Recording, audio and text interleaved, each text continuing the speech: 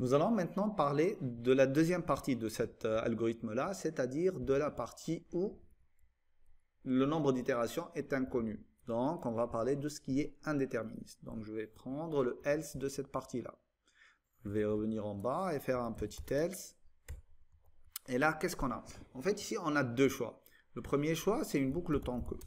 Donc, tant que notre condition est vraie, on va faire ce qui se trouve à l'intérieur de cette boucle-là. Donc, ici, on a un fin tant que. Et là, on a un bloc d'itération. Bloc d'itération. D'accord? Donc ça, c'est la première variante. Donc ici, ce qu'on est sûr, c'est que si la condition est fausse dès le départ, automatiquement, notre boucle ne va traiter aucun bloc d'itération. Donc ici, au maximum, plutôt au minimum, on a 0 itération. Donc dans certains cas, on a besoin de faire du traitement avant de conditionner notre bloc. Donc on est obligé, on a une envie d'entrer au minimum une fois dans notre bloc d'itération, de faire un traitement et d'aller chercher ensuite la condition pour savoir si on doit réitérer ce traitement ou pas. Dans ce cas, on a un second type de boucle, c'est la boucle répétée. Donc ça jusqu'à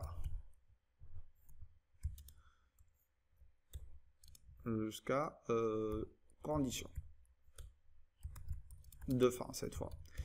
Donc, et là, on a un bloc d'itération.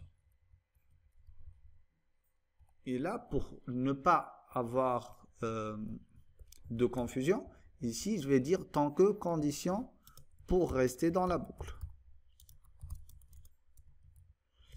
D'accord.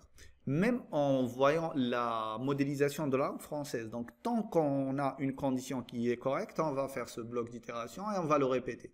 Par contre, la seconde, elle nous dit répéter ça jusqu'à arriver à la condition. Donc ici, si on atteint cette condition, si cette condition-là est vraie, on va sortir de la boucle. Par contre, ici, si la condition est vraie, on va rester dans la boucle.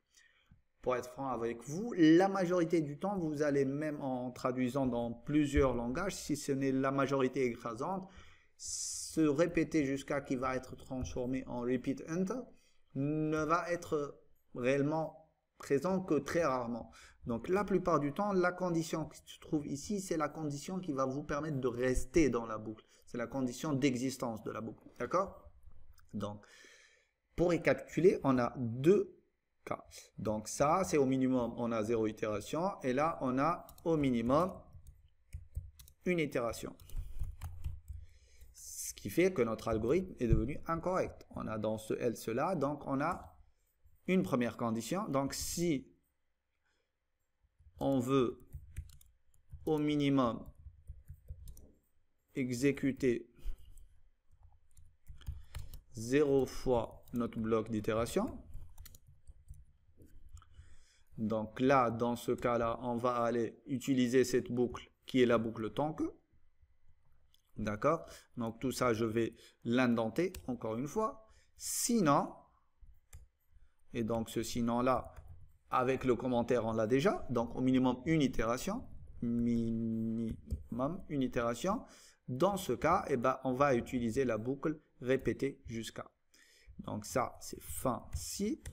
Et là, c'est le fin si qui englobe en fait la totalité de notre façon pour aller chercher le bon algorithme, plutôt la bonne structure itérative pour résoudre le problème qu'on est en train d'appliquer. Donc on va prendre deux petits exemples ici.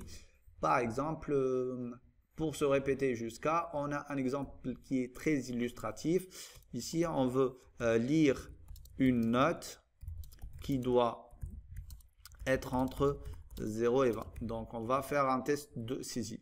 Donc ici, si on la traduit, ça va être quoi? Ça va être un petit... Juste une seconde, je vais décaler ça. Ça va être répéter.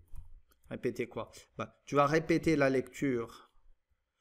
Donc, lire de la note jusqu'à quoi? Jusqu'à ce que la note soit supérieure ou égale à 0 et note inférieure ou égale à 20, tout simplement.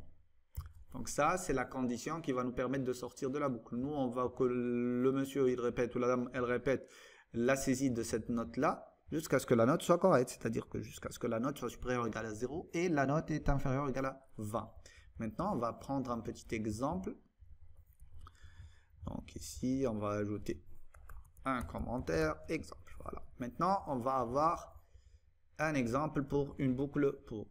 Donc, ici, on va prendre notre petit exemple. Voilà. Donc, exemple. Voilà. Et là, on va lui dire, bah, tant que quoi? Par exemple, tant que test égale à false, alors, ou bien, ok, voilà. On va prendre un exemple, on va parcourir un entier et le diviser et afficher le reste de sa division par 2 jusqu'à arriver à la fin de ce nombre-là. Donc, tant que n est supérieur à 0, alors, qu'est-ce qu'on va faire? On va lui dire que écrire n mode 2, d'accord? Et on va lui dire que n, la nouvelle valeur de n, ça va être quoi? N div 2. D'accord? Et là, on a un fin tant que. Voilà. Et donc là, si on part avec un petit n qui est égal à 7, qu'est-ce qu'on aura? Donc, première itération. Ici, si on va tester, donc on a notre première itération. Il va nous écrire, donc écrire 7 mode 2, qui va nous donner quoi? Donc il va écrire 1.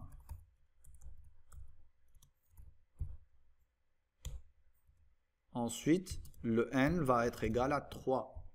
C'est n div 2 qui est égal à 3. Pour la deuxième itération,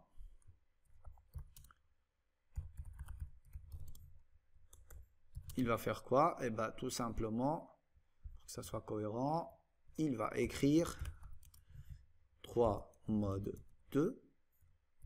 D'accord? Donc, il va écrire 1. Et là, on va avoir n qui est égal à n div 2 qui est égal à 1. Et la troisième itération. Pourquoi on passe d'une itération à une autre? Bien sûr, parce que le n, il est encore supérieur à 0.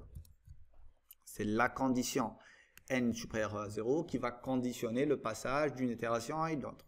Le fait de rester dans la boucle. Et là, on va écrire un mode 2 qui va être écrire 1. Donc, 1 mode 2, c'est 0 reste 1. Et n égale à n div 2 qui est égal à 0. Donc là, on va sortir de la boucle. Pourquoi? Parce que n n'est plus supérieur à 0, tout simplement. La condition n'est plus valable. Le 0 n'est pas supérieur strictement à 0, donc on va sortir. Ce petit algorithme-là, il va vous afficher la transformation en binaire d'un entier n.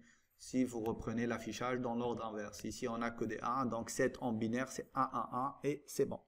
Voilà, donc deux exemples qui vous permettent de savoir quand est-ce que vous devez utiliser une boucle déterministe, quand est-ce qu'on va utiliser une boucle non déterministe, et quelles conditions on va avoir en cas de besoin d'utilisation d'une boucle, en cas de besoin d'utilisation d'une boucle indéterministe. Est-ce qu'il faut avoir utilisé la boucle tant que ou bien la boucle répétée jusqu'à. Donc pour récapituler, nombre connu d'itération, donc itération déterministe, boucle pour.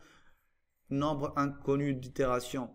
Donc, si on veut au maximum, au minimum, exécuter 0 fois notre bloc d'instruction, donc on n'est pas obligé d'exécuter ce bloc-là, on va utiliser la boucle tant que. Si on est obligé d'utiliser au moins une fois notre bloc d'itération, on va utiliser la boucle répétée jusqu'à. Avec cet algorithme-là, vous avez toujours la solution à la question quelle boucle, en cas de besoin d'un bloc d'itération, utiliser. Voilà, merci.